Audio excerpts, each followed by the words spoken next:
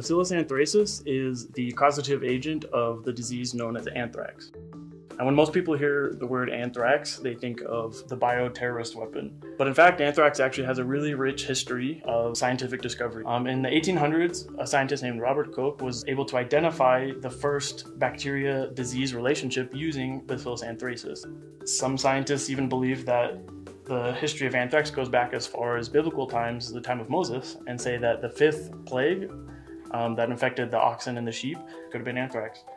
In modern day, we don't see anthrax infections quite as regularly, though they do still occur, especially with the age of genetic manipulation.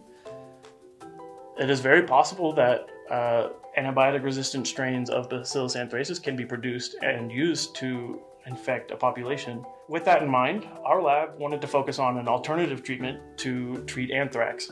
And the way we do that are by using bacteriophages, which are viruses that infect bacterial cells. Currently, on the online database, there are only about 15 known Bacillus anthracis bacteriophages, and we bring to the table 23 new ones, more than doubling the current size of the database. By taking non-pathogenic bacterial cells from the soil, we were able to isolate these phages and test them against the pathogenic strains that do cause disease. What's interesting is that the disease-causing bacterium produces what's called a capsule, which surrounds the cell and protects it.